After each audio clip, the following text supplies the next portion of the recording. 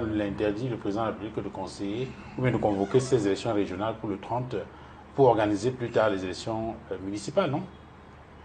Écoutez, on va RDPC, on a plutôt le Ou bien vous pensez comme les autres que... Parce qu'il y en a qui ont dit que le RDPC a peur, n'étant pas sûr de pouvoir remporter, de reconquérir toutes les mairies en 2026, a préféré maintenant au moins avoir une majorité confortable au niveau des régions en anticipant sur les élections régionales. Non, le RDPC ne travaille pas avec les termes comme la peur. Le RDPC est au service de la loi, au service des Camerounais. Et le RDPC accompagne le gouvernement. Parce qu'il ne faut pas confondre le gouvernement et le RDPC. Le RDPC est un parti politique qui vient en soutien de l'action gouvernementale. Et au RDPC, Parti proche du pouvoir. au RDPC, nous n'avons pas un certain discours.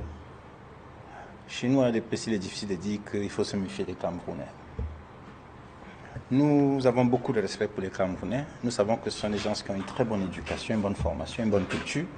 Et le Cameroun, le RDPC le dit sur ce plateau encore, est une terre d'accueil, terre de dialogue, terre de solidarité, terre des possibles, terre de fraternité. Le Cameroun accueille tout le monde sur son sol. Le digne représentant de l'ONU s'est exprimé. Vous êtes le bienvenu au Cameroun. On est dans un contexte démocratique. Vous avez le droit de vous exprimer. Alors, si vous vous exprimez, le gouvernement de la République appréciera avec tous les acteurs du processus électoral, tous les acteurs de la société civile, et adressera les problèmes qui sont posés. Le moment venu, le RDPC soutiendra. Sur la question de la convocation du corps électoral pour les élections régionales, je pense que là, le président de la République lui-même était dans une position où il ne pouvait pas faire autrement. Parce que s'agissant des conseillers municipaux, par décret, il peut prolonger pour 18 mois. S'agissant des parlementaires, par la loi, on peut proroger. Et le conseil régional, il y a un mécanisme de prorogation n'est pas prévu par la loi. Oui. Aucun mécanisme de prorogation n'est prévu. Donc, c'est 20 jours au moins avant la fin du mandat. Et il n'avait pas le choix.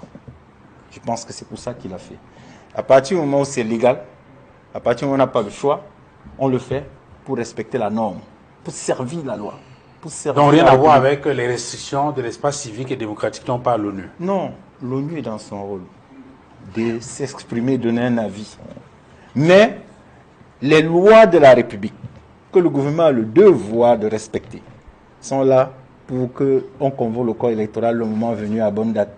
Et puis, on dit que c'était exclu l'opposition. Moi, je crois que jusqu'aujourd'hui, la mairie de Fumban est gérée par l'opposition. Le conseil régional d'Adamawa par l'opposition. Pourquoi on trouve qu'il y a deux mairies dans le SEM Nord qui sont gérées par le MDR? Le FSNC, qui est dans l'opposition, gère une mairie dans le Nord. Pourquoi vous pensez que ces conseillers municipaux, le PCRN, gère des mairies à Ezeka? Pourquoi vous pensez qu'on exclut l'opposition? Moi, je pense que sur ce sujet, sauf si vous pensez que les partis ne sont pas l'opposition.